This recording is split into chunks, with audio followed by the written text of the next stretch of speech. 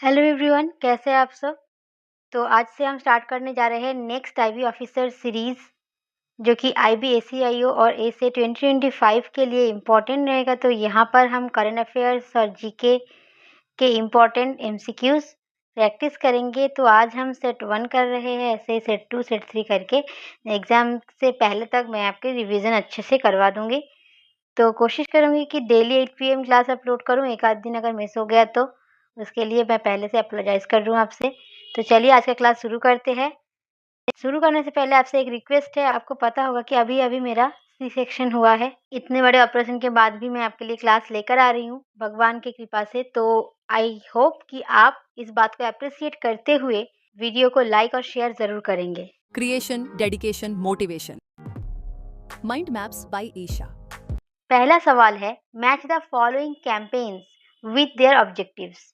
तो इधर कैंपेन्स के नाम लिखे हैं, इधर ऑब्जेक्टिव्स लिखे हैं। तो इसका सही जवाब क्या होगा, इसको मैच करके आप जवाब दीजिए। देखिए सही जवाब है ऑप्शन ए। कैसे? उम्मीद पोर्टल जो है ये डिजिटलाइजेशन ऑफ वक्फ एसेट्स से रिलेटेड है। इसका ऑब्जेक्टिव है डिजिटलाइजेशन ऑफ वक्फ एसेट। तो आपको याद रखना है उम्मीद वक्फ, NMBA, नशा मुक्त भारत अभियान। तो यहाँ से अगर फुल फॉर्म पता होगा तो आप कर देंगे। नशा मतलब ड्रग फ्री इंडिया इनिशिएटिव, तो नशा मुक्त भारत NMBA ड्रग से रिलेटेड है, हो गया। मिशन इंद्रधनुष जो है immunization of zero dose children, ठीक है।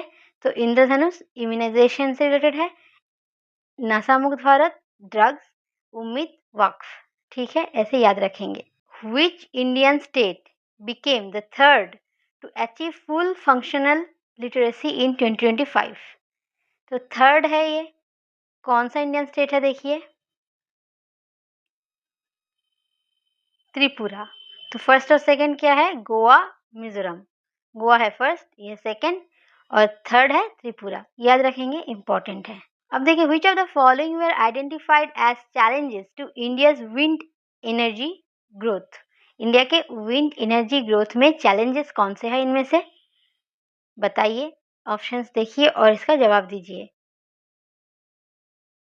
तो इसका सही जवाब है ऑप्शन ए, 1, 2 एंड 3 ओनली। क्यों? क्योंकि हाई टैरिफ्स जो है ये भी एक चैलेंज है, लिमिटेड मैन्युफैक्चरिंग कैपेबिलिटी भी एक चैलेंज है, ग्रिड इंटरमिटेंसी भी एक चैलेंज है। लेकिन कोल का जो प्राइस है, हाई डोमेस्टिक प्राइस है कोल का, ये कोई चैलेंज नहीं है, ठीक है। ये कुछ सवाल आपको अपने कॉमन सेंस से आंसर करना होता है। अच्छा देखिए, which organization partnered with India to build a first polar research vessel PRV। तो इनमें से कौन से ऑर्गेनाइजेशन ने इंडिया के साथ पार्टनरशिप किया है टू बिल्ड फर्स्ट PRV? तो सही जवाब है नॉर्वेज कॉन्ग्सबर्ग, ठीक है, नॉर्वेज कॉन्ग्सबर्ग। ये सब फैक्चुअल सवाल है, जब आप पता होगा तभी आप दे सकते हैं। Which monument was built to commemorate the visit of King George V and Queen Mary to India in 1911? तो ये हिस्ट्री का सवाल है, तो इसका जवाब क्या होगा। एक्चुअली इंडिया के मोनूमेंट से रिलेटेड है ये सवाल। तो मोनूमेंट्स एक इम्पॉर्टेंट टॉपिक है, इसको कवर कर लीजिएगा आप। अगर आप बोलेंगे तो अलग से मैं इसके ऊपर आपकी क्लास ले लूँगी। तो इसका सही जवाब है गेटवे ऑफ इंडिया। जब इंडिया में किंग जॉर्ज 5 और क्वीन मैरी विजिट पे आए थे 1911 में, तब उस चीज़ को कमेमोरेट करने के लिए, याद रखने के लिए कौन सा मोन्यूमेंट बनाया गया था, gateway of India. Consider the following statements about Chhatrapati Shivaji terminus. It is UNESCO world heritage site, it was completed before gateway of India, it was originally named Victoria terminus. बताइए कौन से स्टेटमेंट करेक्ट है। तो देखिए, ये यूनेस्को वर्ल्ड हेरिटेज साइट है, ये सही है। ये गेटवे ऑफ इंडिया से पहले कंप्लीट हो गया था, ओरिजिनली इसको विक्टोरिया टर्मिनस कहा जाता था। सभी के सभी सही है, तो ऑप्शन होगा D. Consider the following about the 2026-27 caste census. देखिए, it will include data on all caste including SC ST OBCs. It is constitutionally mandate like decennial census. It will use both mobile and paper based data collection. तो देखिए, ये option सही है, SC ST OBC सबके data को include करेगा ये। It will use both mobile and paper based collection. ये भी सही है। तो ये गलत है क्योंकि सेंसस वर्ड जो है ये कॉन्स्टिट्यूशन में कहीं मेंशन नहीं है। तो आंसर है 1 and 3 only. What was the theme of world hepatitis day 2024? मैंने कहा था आपको 2024 से लेकर 2025 तक के करंट अफेयर्स आपको करना है। तो वर्ल्ड हेपेटाइटिस डे कब मनाया जाता है ये आप मुझे कमेंट सेक्शन में बताइए और साथ में इसका जवाब दीजिए। तो इसका सही जवाब है it's time for action. Hepatitis के खिलाफ एक्शन लेना है। अब देखिए एक्सरसाइज खान क्वेस्ट 2024 का एडिशन जो है कहाँ पर हुआ था। आपको पता होना चाहिए खान क्वेस्ट जो है ये मल्टीनेशनल पीस कीपिंग एक्सरसाइज है। तो ये कहाँ पर हुआ था 2024 में? ये हुआ था मंगोलिया में। ठीक है, याद रखना, important. Project 76 initiated by the Indian navy's warship design bureau aims to achieve what milestone? Project 76 के बारे में है ये। कौन सा माइलस्टोन? आंसर क्या होगा बताइए। To construction of India's first nuclear powered aircraft carrier, to development of hypersonic antiship missiles, the design and development of India's first indigenously build conventional diesel electric submarine, the acquisition of advanced deep submerge rescue vehicles. तो क्या होगा? इसका सही जवाब है option C, the design and development of India's first indigenously build conventional diesel electric submarine. Diesel electric submarine की बात हो रही है। फर्स्ट है, फर्स्ट इंडिजिनसली बिल्ड है ये। अब देखिए INS ताबर के बारे में इंफॉर्मेशन दिया गया है, कौन सा सही है आपको बताना है। इट इज तलवार class stealth frigate build indigenously in India. ये पॉइंट ही गलत है, इंडिजिनसली बिल्ड नहीं है, ये गलत हो गया। रशिया के साथ मिलकर बनाया गया है, तो बस ये पॉइंट गलत है। इसके बाद देखिए it is the first ship in its class to armed with BrahMos supersonic antiship. Obviously Russia है तो ब्रह्मोस सुपरसोनिक होगा। ठीक है, it recently conducted a maritime partnership with Spanish navy in the Mediterranean sea. तो ये भी सही है, ये भी सही है। 2-3 तो बी होगा आंसर, हो गया बी।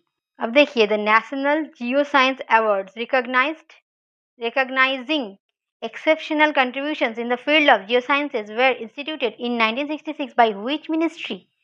geosciences देखकर आपको लग रहा होगा अर्थ साइंसेस हो सकता है या फिर एनवायरमेंट हो सकता है, लेकिन आंसर है मिनिस्ट्री ऑफ माइंस। अब हमारा सवाल है which statement accurately describes the achievement of the DRDO developed Rudram 2 missile?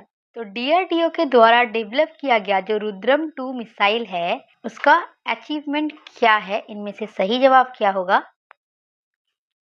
वो है it is an air to surface missile successfully flight tested from a Su-30 Mk1 platform. ठीक है, अब देखिए हमारा जो सवाल है ये सिटीजनशिप से रिलेटेड है, regarding legal systems and citizenships which statements are true? इनमें से 3 स्टेटमेंट है, इनमें से कौन सा स्टेटमेंट ट्रू है? देखिए the rules for the citizenship amendment act were notified on March 11, 2024 providing citizenship to persecuted minorities from 3 specific neighboring countries. The state of Haryana committed to the full implementation of the 3 new criminal laws before March 31, 2025. The Nyay Setu dashboard interlinks police, medical, forensic, prosecution and prisons. तो इनमें से सही जवाब है ये सभी के सभी, ऑल आर करेक्ट। तो ये सब आपको याद रखना है।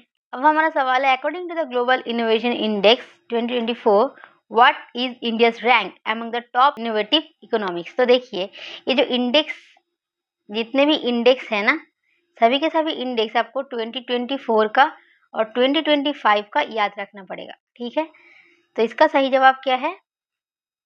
इसका सही जवाब है 39। ग्लोबल इनोवेशन इंडेक्स में इंडिया का रैंक है 39। कब? 2024 में। अब आप मुझे बताइए 2025 का ग्लोबल इनोवेशन इंडेक्स में इंडिया का रैंकिंग क्या है? अब देखिए कॉलम 1 से कॉलम 2 को आपको मैच करना है। कॉलम 1 में क्या लिखा है? सेंटर ऑफ एक्सीलेंस, और यहाँ पर लिखा है इंस्टीट्यूशन। ठीक है, तो इसको मैच करके आपको बताना है। देखिए यहाँ पर है disaster risk reduction sustainability, climate change research, climate information, climate and disaster resilient agriculture. और यहाँ पर इंस्टीट्यूशन का नाम है Banaras Hindu university, Indian institute of technology Roorkee, Tamil Nadu agricultural university, Indian institute of technology Delhi. तो देखिए यहाँ एग्रीकल्चर यूनिवर्सिटी लिखा है, यहाँ पर एग्रीकल्चर है, तो ये सीधा सीधा मैच हो रहा है। तो 4C जहाँ पर है वही है आंसर। यहाँ पर 4C है तो ऐसे ही आप आंसर कर दोगे इजीली, अगर आपको नहीं पता होगा तो। यही आंसर, तो एक बार बाकी देख लीजिए। 1 है बी, मतलब disaster risk reduction and sustainability, Indian institute of technology Roorkee, IIT Roorkee. उसके बाद 2 है ये, मतलब climate change research, Banaras Hindu university BHU, climate information IIT Delhi. फिर इसके बाद ये है, ये हो गया।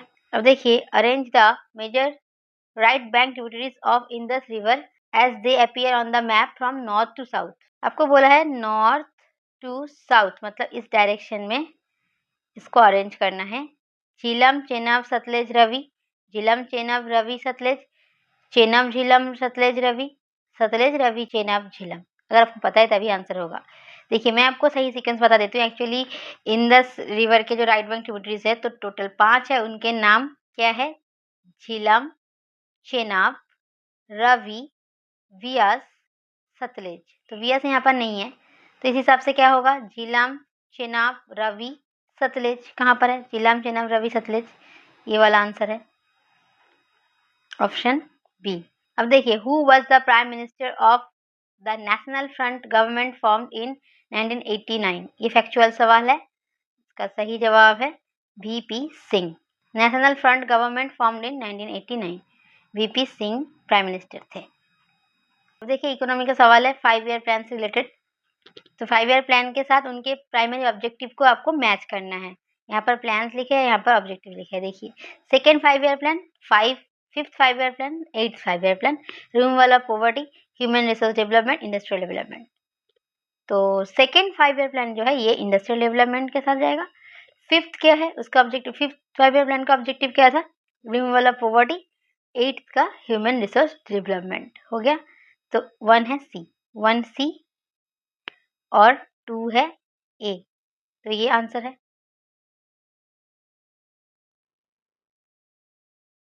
तो बस 20 क्वेश्चन हमने कर लिया है। 20 क्वेश्चन कम नहीं है, यहाँ से बहुत कुछ आपको सीखने को मिला होगा। ये जितने भी टॉपिक है, जो जिस टॉपिक पे मैंने सवाल पूछा है वो हर एक टॉपिक इम्पॉर्टेंट है, ठीक है। तो आज का ये क्लास इस कोड के साथ ख़त्म करते हैं। देखिए अगर आपको सक्सेस पाना है तो सिर्फ थिंक करके छोड़ नहीं देना, मतलब सोच कर नहीं छोड़ना है। पहले थिंक, देन आइडिया आएगा आपके दिमाग में, उसके बाद आपको ट्राई करना है मतलब do again and again, keep doing until you get your success, ठीक है। जब तक आपको सक्सेस नहीं मिले तब तक आपको करते जाना है, कोशिश करते जाना है, सिर्फ सोच कर नहीं छोड़ना, ठीक है। अगर आपको आज की क्लास का PDF चाहिए तो आपको इस टेलीग्राम चैनल से मिल जाएगी। मुझसे कांटेक्ट करना है तो mind maps by Esha official ऐसा लिखना है आपको टेलीग्राम पे, फिर आप मुझसे कांटेक्ट कर सकते हैं। अगर आपने हमारे चैनल को सब्सक्राइब नहीं किया तो सब्सक्राइब कर लीजिए, क्योंकि मैं अभी IB के ऊपर जो सीरीज स्टार्ट किया है ये कंटिन्यू करूँगी। IBACIU के 2025 का जो एग्ज़ाम है उसके लिए आपका ये इम्पोर्टेंट रहेगा। तो मिलते हैं अगले वीडियो में, तब तक के लिए जय हिंद।